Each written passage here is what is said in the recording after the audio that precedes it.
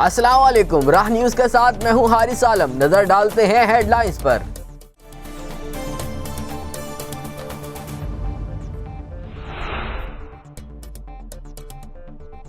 بنگلہ دیش میں پھانسیوں کا معاملہ عالمی سطح پر اٹھایا جائے، حافظ نعیم الرحمان۔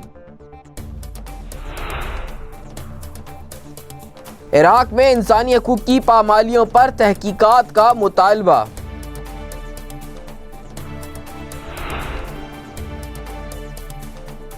انتخابات میں الیکٹرانک ووٹنگ مشین استعمال نہیں ہوگی، الیکشن کمیشن۔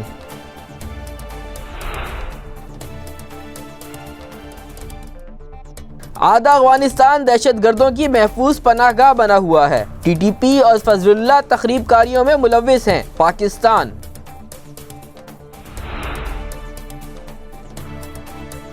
کشمیر میں فیصلہ کن جنگ شروع کر دی ہے، بھارتی وزیر دفاع۔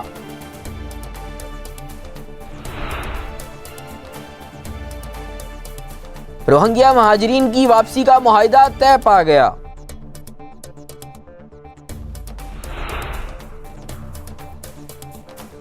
اور یمن میں ہیضے کی وبا سے 9.5 لاکھ افراد متاثر۔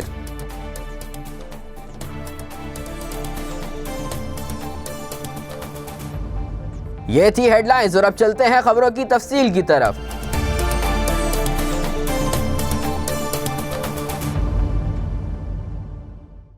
امیر جماعت اسلامی کراچی حافظ نعیم الرحمان کا کہنا ہے کہ بنگلہ دیش میں پھانسیوں کا معاملہ عالمی سطح پر اٹھایا جائے۔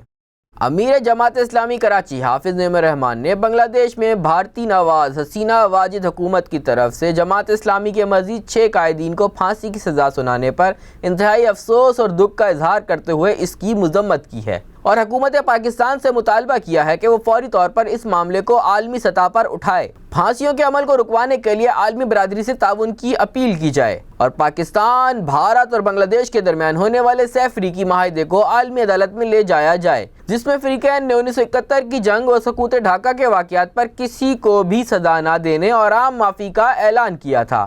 تینوں ملکوں کے سربراہان نے اس معاہدے پر دستخط کیے تھے۔ حافظ نعیم الرحمان نے کہا ہے کہ بنگلہ دیش میں نام نہاد ٹریبونلز کی جانب سے سقوط مشرق پاکستان کے دوران ہونے والے واقعات کو بنیاد بنا کر اسلام اور پاکستان سے محبت کرنے والوں اور بالخصوص جماعت اسلامی کے قائدین اور کارکنوں کو انتقامی کارروائیوں کا نشانہ بنایا جا رہا ہے۔ اقوام متحدہ نے عراق میں انسانی حقوق کی پامالیوں پر تحقیقات کا مطالبہ کر دیا ہے۔ اقوام متحدہ نے عراقی حکومت سے مطالبہ کیا ہے کہ وہ داعش کے خلاف جنگ میں ملکی سیکیورٹی فورسز کی طرف سے انسانی حقوق کی مبینہ پامالیوں کی چھان بین کرے۔ عراق میں داعش کی شدت پسندوں کے خلاف عسکری کارروائیوں کے دوران بار بار ایسے الزامات عائد کیے گئے تھے کہ حکومتی دستے انسانی حقوق کی بین الاقوامی قوانین سے انحراف کے مرتکب ہوئے تھے۔ دوسری جانب عراقی فوج نے جمعرات کے روز ایک بڑا عسکری آپریشن شروع کیا ہے، جس کا مقصد شام کی سرحد سے ملنے والے ملک کے مغربی صحرائی علاقے سے دہشت گرد تنظیم داعش کے بچے ہوئے شدت پسندوں کا صفایا ہے۔ الیکشن کمیشن آف پاکستان کا کہنا ہے کہ انتخابات میں الیکٹرانک ووٹنگ مشین استعمال نہیں ہوگی۔ Additional secretary election commission doctor Akhtar Nazir نے کہا ہے کہ آئندہ عام انتخابات کی تیاریاں مکمل کر لی گئی ہیں، لیکن الیکشن میں الیکٹرانک مشین استعمال نہیں کریں گے۔ جمعرات کو کراچی میں الیکشن کمیشن کے تحت منعقد میڈیا ورکشاپ سے خطاب کرتے ہوئے additional secretary election doctor Akhtar Nazir نے کہا کہ انتخابات 2018 کی تیاریاں مکمل کر لی گئی ہیں۔ آئندہ عام انتخابات میں الیکٹرانک مشین استعمال نہیں کی جائے گی، جبکہ ووٹرز کے لیے 20 کروڑ بیلٹ پیپرز کی ضرورت ہوگی، جس کی پرنٹنگ کے لیے ورک آرڈر تیار کر لیا گیا ہے۔ بیلٹ پیپرز کی پرنٹنگ سخت سیکیورٹی میں ہوگی۔ ایڈیشنل سیکرٹری نے کہا کہ عام انتخابات کے لیے 85,744 پولنگ سٹیشنز، 2,67,286 پولنگ بوتھ قائم کیے جائیں گے۔ ریٹرننگ افسرز کو الیکشن کی رات 2 بجے تک نتیجہ لازمی دینا ہوگا۔ اگر کسی حلقے میں خواتین کے ووٹ کا تناسب 10% سے کم ہوا تو نتیجہ کالعدم قرار دے دیا جائے گا، اور متعلقہ پولنگ سٹیشن یا حلقے میں پولنگ دوبارہ کرائی جائے گی۔ اور اگر کسی نے خواتین کو حق رائے دہی سے روکنے کی کوشش کی تو اسے 3 سال قید کے ساتھ 1 لاکھ روپے جرمانہ ادا کرنا ہوگا۔ نئے قانون کے تحت الیکشن ایکٹ 2017 میں یہ قانون شامل ہے، اور الیکشن کمیشن نے اس ایکٹ کو منظور کر لیا ہے۔ ڈاکٹر اختر نذیر نے کہا کہ کسی بھی صوبائی یا قومی اسمبلی کے حلقے میں اگر 2 امیدواروں کے ووٹ برابر ہو گئے تو دونوں امیدوار 2.5 سال کے لیے رکن اسمبلی ہوں گے۔ الیکشن ایکٹ 2017 کے تحت دونوں امیدوار باہمی رضامندی سے پہلے یا بعد میں رکن اسمبلی بننے کا تعین کریں گے۔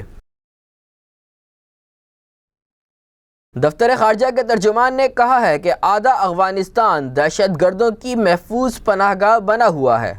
پاکستان نے کہا ہے کہ آدھا افغانستان دہشت گردوں کی محفوظ پناہ گاہ بنا ہوا ہے۔ کالعدم ٹی ٹی پی اور فضل اللہ افغانستان سے ہی تخریب کاری کی کارروائیوں میں ملوث ہیں۔ افغانستان میں افیون کی کاشت اور پیداوار افغانستان سمیت پورے خطے کے سماجی اور اقتصادی امن و استحکام کے لیے سنگین خطرہ ہے۔ داعش، ٹی ٹی پی اور بھارتی خفیہ ایجنسی را سمیت دہشت گرد تنظیمیں پاکستان میں تقریبی سرگرمیوں کے لیے افغان سرزمین کا استعمال کر رہی ہیں۔ افغانستان اپنی زمین پاکستان کے خلاف استعمال ہونے سے روکنے کے لیے اقدامات کرے۔ سوئٹزرلینڈ سمیت کوئی بھی ملک دہشت گردی میں ملوث افراد کو اپنے ملک میں داخلے کی اجازت نہیں دے گا۔ اسلام آباد میں ہفتہ وار بریفنگ میں ترجمان دفتر خارجہ ڈاکٹر محمد فیصل نے بتایا کہ کالعدم تحریک طالبان پاکستان اور ملا فضل اللہ افغانستان سے دہشت گردی کی کارروائیوں میں ملوث ہیں، کیونکہ اس وقت 43% افغانستان میں دہشت گردوں کی محفوظ پناہ گاہیں ہیں۔ ترجمان دفتر خارجہ نے کہا کہ مقبوضہ کشمیر میں نوجوان حریت پسند رہنما برہان وانی کی شہادت نے آزادی کی جدوجہد میں نئی روح پھونک دی ہے،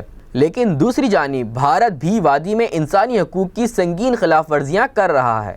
گزشتہ چند روز کے دوران بھارتی قابض افواج نے غیر قانونی کارروائیوں اور آپریشنز کے نام پر 12 بے گناہ نہتے کشمیریوں کو شہید کر دیا۔ بھارت کی جارحیت خطے میں امن کے لیے خطرہ ہے۔ ان کا کہنا تھا کہ بھارت مقبوضہ کشمیر میں انسانی حقوق کی خراب صورتحال کو سیاسی مقاصد کے لیے استعمال کر رہا ہے۔ بھارت نے شبیر احمد شاہ، مسرت عالم بھٹ، آسیہ اندرابی، فہمیدہ صوفی سمیت دیگر 800 کشمیری حریت پسند رہنماؤں کو غیر قانونی طور پر حراست میں رکھا ہوا ہے۔ پاکستان بھارتی غیر انسانی سلوک کی سخت مذمت کرتا ہے۔ کنٹرول لائن اور ورکنگ باؤنڈری پر بھی بھارتی افواج جنگ بندی معاہدے کی مسلسل خلاف ورزی کر رہی ہیں۔ بھارتی وزیر دفاع کا کہنا ہے کہ کشمیر میں فیصلہ کن جنگ شروع کر دی ہے۔ بھارتی وزیر دفاع نے کہا ہے کہ ملک کی سرحدیں محفوظ ہیں اور کشمیر میں بھی اب فوج جنگجوؤں کے خلاف فیصلہ کن جنگ لڑ رہی ہے، جس میں عوام کا تعاون حاصل ہے۔ نئی دہلی میں صحافیوں سے گفتگو کرتے ہوئے انہوں نے کہا کہ جب سے مودی کی حکومت آئی ہے، ملک میں دہشت گردی کے خلاف فیصلہ کن لڑائی شروع کر دی گئی ہے۔ ملک کے اندر کسی بھی طور دہشت گردی پھیلانے کی اجازت نہیں دی جائے گی۔